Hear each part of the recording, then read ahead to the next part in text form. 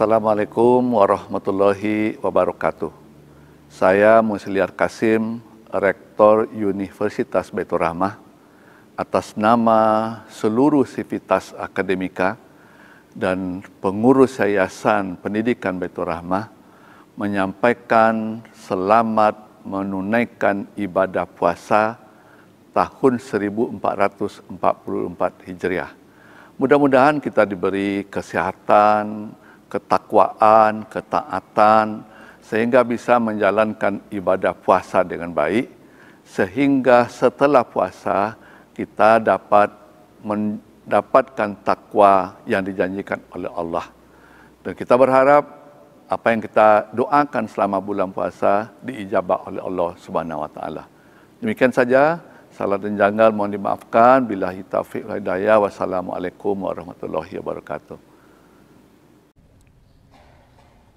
Bismillahirrahmanirrahim. Assalamualaikum warahmatullahi wabarakatuh. Innal hamdalillah nahmaduhu wa nasta'inuhu wa nastaghfiruh wa na'udzu bihi min syururi anfusina wa min sayyiati a'malina. May yahdihillahu fala mudhillalah wa may yudlil fala hadiyalah. Nasyhadu an la ilaha illallah wa nasyhadu anna Muhammadan abduhu wa rasuluh. Allahumma salli wa sallim wa barik ala Sayyidina Muhammad wa ala alihi wa ashabihi ajma'in, amma ba'd. Rabbi shrah lana sudurana wa yassir lana umurana wahlul 'uqdatam min alsinatina yafqahu qawlana. Rabbana zidna ilma warzuqna fahma. Bapak-bapak dan ibu-ibu, as-saimun was-saimat yarhamukumullah. Pertama-tama kita bersyukur kepada Allah Subhanahu wa taala yang telah memberikan kepada kita begitu banyak nikmat-Nya. Dan di antara nikmat yang Allah berikan kepada kita saat ini, yang paling utama adalah nikmat kesehatan, nikmat kesempatan, nikmat waktu, sehingga kita bisa bertemu pada bulan Ramadan yang penuh keberkahan. Kita bisa berpuasa pada hari ini, kita bisa melaksanakan segala amal keseharian kita dan juga amal ibadah kita dengan maksimal. Dan kita bersyukur juga bersalawat dan mengucapkan salam sebanyak-banyaknya kepada kekasih kita Rasulullah Sallallahu Alaihi Wasallam. Maka marilah sama-sama kita ucapkan Allahumma salli ala Muhammad wa ala ali Muhammad. Bapak-bapak dan ibu-ibu yang dimuliakan Allah, insya Allah pada kesempatan kali ini kita akan sama-sama mengkaji satu tema yang sangat menarik, ya, yang tidak jauh dari keseharian kita dan bisa jadi saat ini kita sedang merasakannya, yaitu apa? Anak sebagai ujian. Masya Allah. Allah berfirman di dalam Al-Quran, Zuyyina linnasi hub, pada surat Ali Imran ayat ke-14, A'udzubillahi minasyaitonirrajim. Zuyyina linnasi hubbus syahawati minan nisa'i wal banina wal qanatiril muqantarati minadh dhahabi wal fiddah wal khaylil musawwamati wal an'ami wal harth. Dzalika mata'ul hayatid dunya wallahu 'indahu husnul ma'ab. Dijadikan terasa indah dalam pandangan manusia kecintaan terhadap apa yang diinginkan, berupa wanita, anak, harta benda yang bertumpuk dalam bentuk emas dan perak, kuda pilihan, hewan ternak dan sawah ladang. Itulah kesenangan hidup di dunia, dan di sisi Allah lah tempat kembali yang baik. Nah, ayat ini, pada ayat Al-Quran, ayat ke-14 dari surah Ali Imran ini, dengan sangat jelas Allah sampaikan kepada kita bahwa setiap kita akan merasakan pandangan, ya, maksudnya akan merasakan keindahan melihat beberapa nikmat dari Allah. Salah satunya adalah nikmat keturunan, salah satunya adalah nikmat anak, dan Allah jadikan dzalika mata'ul hayatid dunya, itulah kesenangan kehidupan di dunia. Ya, benar sekali bahwa bapak-bapak dan ibu-ibu sekalian, Allah berikan, ya, di antara Allah memilih di antara kita ada yang diberikan amanah dengan anak-anak yang solih, baik itu anak laki-laki maupun anak perempuan. Bisa jadi di antara kita ada yang masih Allah tunda. Allah tunda sampai waktu yang kita tidak ketahui. Tapi tetap kita yang belum Allah berikan berusaha secara kemanusiaan kita, berusaha secara usaha manusiawi kita, dan juga senantiasa berdoa kepada Allah Subhanahu wa Ta'ala. Bapak-bapak dan ibu-ibu sekalian yang dirahmati Allah, kalau kita membahas tentang anak, ya, kalau kita membahas tentang anak di dalam Al-Quran, itu banyak sekali ya gambaran seperti apa posisi anak di dalam agama. Nah, itu banyak sekali dijelaskan. Tapi yang pasti yang pertama, bahwa keberadaan anak bagi kedua orang tuanya itu adalah nikmat terbesar bagi mereka. Karena apa? Dan itu merupakan salah satu hikmah Allah syariatkan pernikahan. Ya, maka bagi dua insan ya yang ketika keduanya terikat dalam satu ikatan mitsaqan ghalidha, yaitu pernikahan, salah satu hikmah yang didapatkan dari pernikahan itu adalah hikmah memiliki keturunan yang solih dan solihah yang jelas nasabnya. Maka keberadaan anak mestilah berasal dari pernikahan yang syar'i. Begitulah yang diinginkan di dalam Islam. Nah, kalau kita kaji tentang keberadaan anak itu sendiri, maka kita akan mendapatkan bahwa di dalam Al-Quran ada banyak sekali ya, atau kalau kita ingin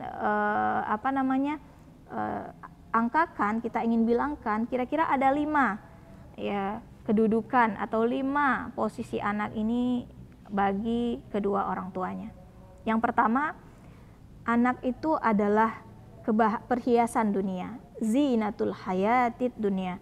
Allah berfirman di dalam surat Al-Kahfi ayat ke-46, al-malu wal banunu zinatul hayatid dunya wal baqiyatus salihatu khairun inda rabbika thawaban wa khairun amala.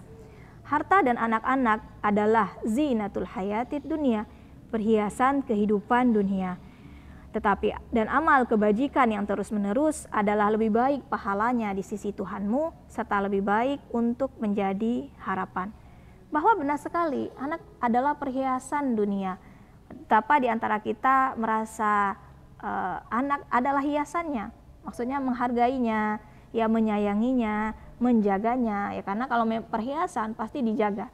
Perhiasan berarti ada sesuatu yang berharga, yang dijaga, yang berusaha sebaik mungkin tidak rusak. Nah, maka itulah ya, melalui ayat ini Allah menjelaskan kepada kita bahwa manusia harus menyadari ya bahwa anak bisa kedudukannya sebagai perhiasan. Tentu perhiasan bukanlah sesuatu yang sifatnya kekal.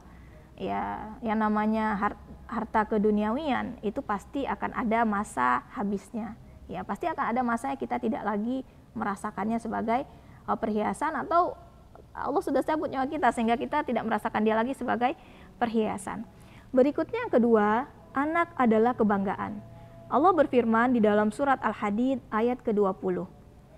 Allah katakan, "I'malu i'lamu," ya, auzubillahi minasyaitonir rajim, "I'lamu annamal hayatud dunya la'ibu wa lahu wa zinah wa tafakhurum bainakum wa takatsurum fil amwali wal aulad." Ketahuilah, sungguhnya kehidupan dunia itu hanyalah permainan dan senda gurau, perhiasan dan saling berbangga di antara kamu, serta berlomba dalam kekayaan dan anak keturunan. Nah, Masya Allah. Nah, di sini Allah menjelaskan kepada kita ya bahwa salah satu yang biasanya dijadikan sebagai hal yang membanggakan ya bagi sebagian manusia adalah rasa bangganya memiliki anak, memiliki keturunan. Bahkan saya lebih banyak dari dia, ya Masya Allah. Wa takatsurum fil amwali wal aulad, ya menghitung-hitung jumlah banyaknya anak, ya seperti itu, Masya Allah. Juga di antara posisi yang lain dari anak ini adalah anak sebagai penyejuk hati. Ketika Allah berfirman di dalam surat Al-Furqan ayat ke-74, A'udzubillahi minasyaitonir rajim, walladzina yaquluna rabbana hab lana min azwajina wa dzurriyyatina qurrata a'yun. Dan orang-orang yang berkata, ya Tuhan kami, anugerahkanlah kepada kami pasangan kami dan anak keturunan kami sebagai qurrata a'yun, penyejuk hati kami. Waj'alna lil muttaqina imama, dan jadikanlah kami pemimpin bagi orang yang bertakwa. Masya Allah. Di ayat ini pada ayat ini Allah menyampaikan, mengabarkan kepada kita bahwa anak itu bisa menjadi qurrata a'yun, penyejuk mata.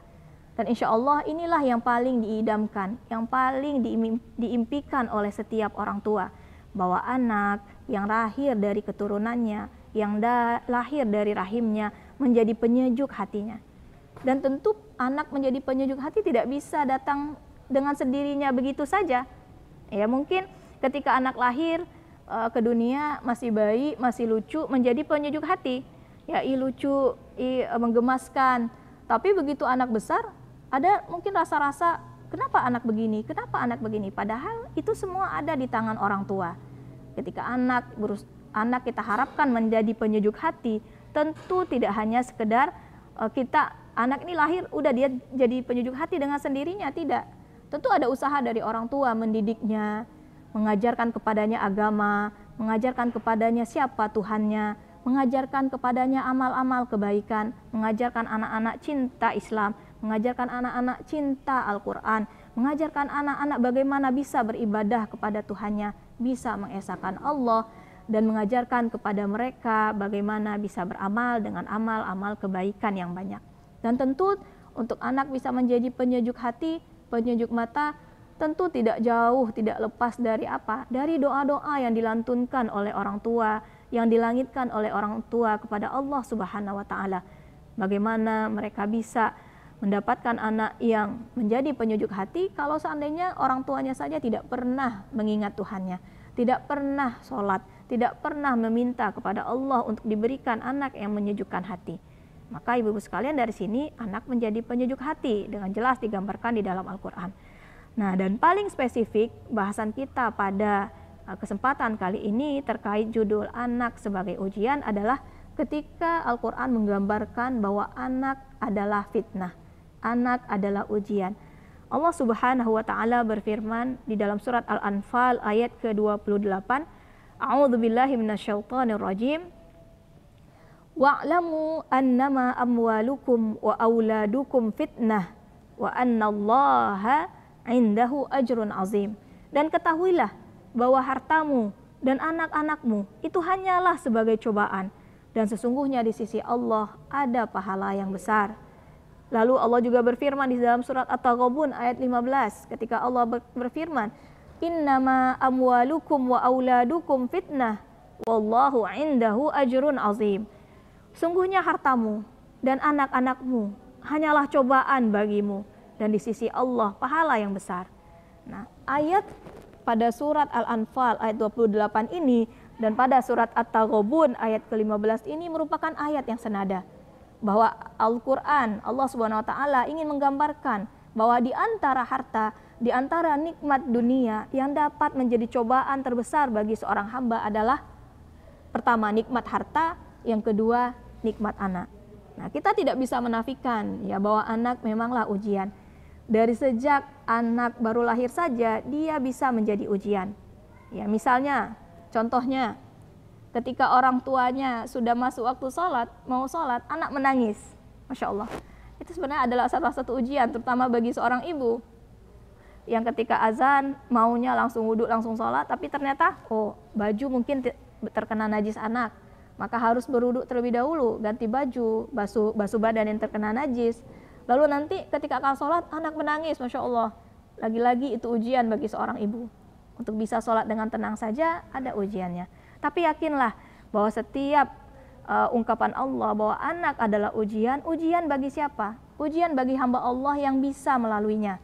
Dalam artian, setiap kita tahu bahwa akan ada banyak ujian-ujian yang akan kita dapatkan, yang akan kita rasakan dari anak. Tentu kita sebagai orang bertakwa harus mampu mencari solusi dari segala macam ujian itu. Karena apa? Di akhir kedua ayat ini Allah katakan, wa annallaha indahu ajrun azim. Dan sesungguhnya di sisi Allah ada pahala yang besar. Maka di sini seorang mukmin ya, bahwa kehidupan kita sebagai seorang mukmin tidak lepas dari ujian. Bahkan Allah katakan linabluwakum ya.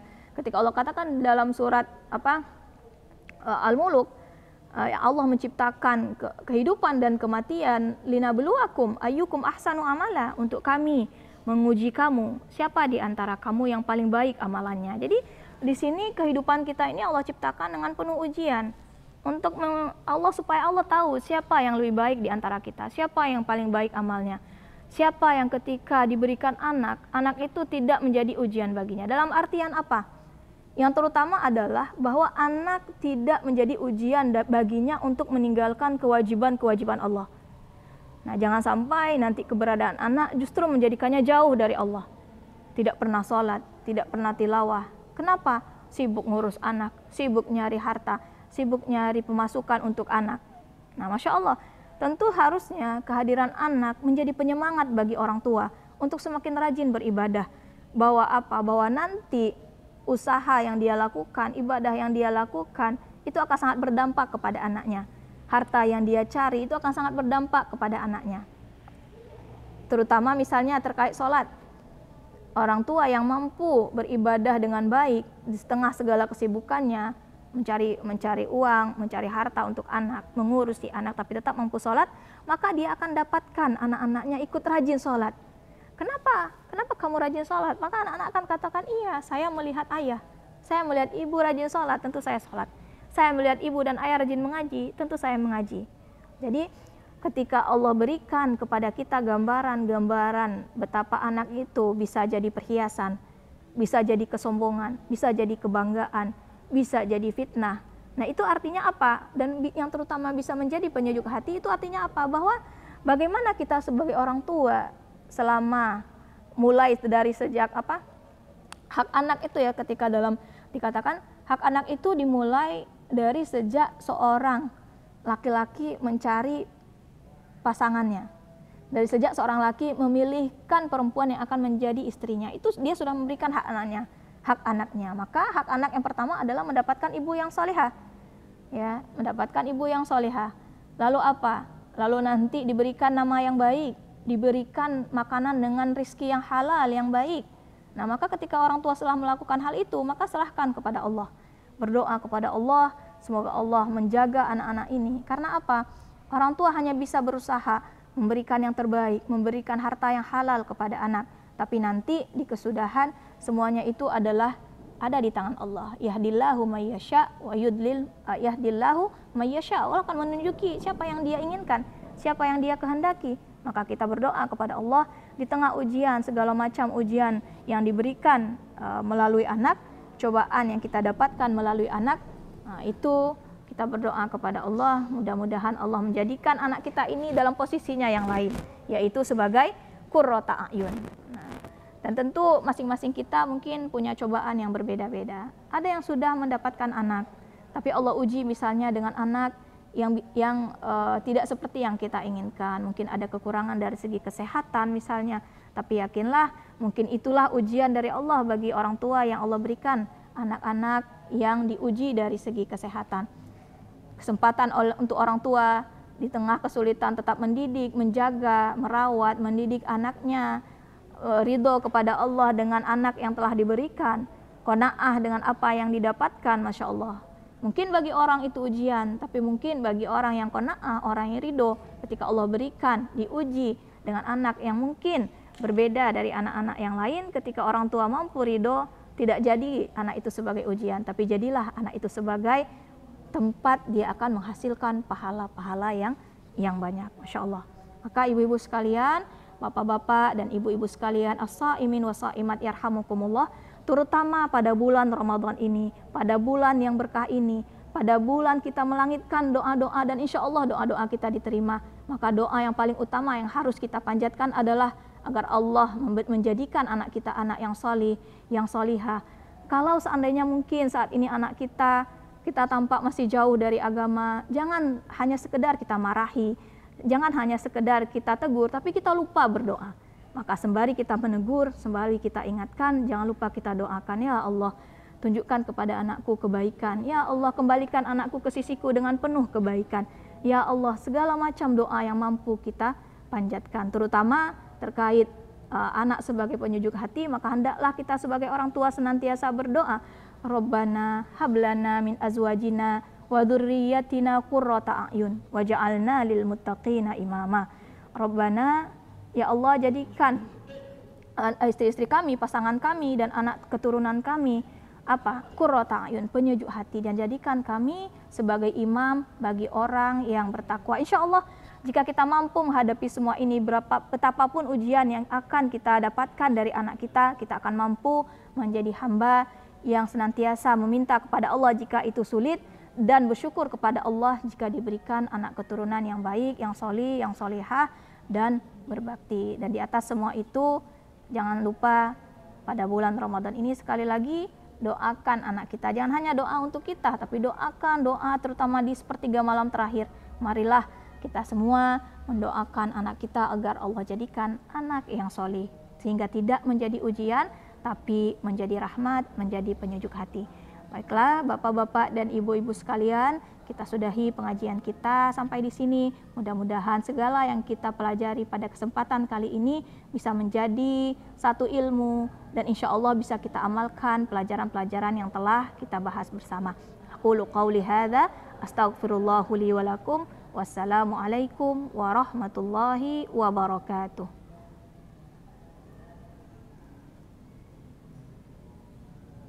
Penerimaan mahasiswa baru Universitas Baitur Rahmah terdiri dari S1 dan Profesi Dokter Umum, S1 dan Profesi Dokter Gigi, S1 Manajemen dan Kewirausahaan, S1 Kesehatan Masyarakat, S1 dan Profesi Kebidanan, D3 Radiologi, D4 Keperawatan Anestesiologi, S1 Administrasi Rumah Sakit, S1 Farmasi Klinis, dan D3 Akademi Keperawatan Baitur Rahmah. Untuk pendaftaran silakan kunjungi website pmb.unbrah.ac.id.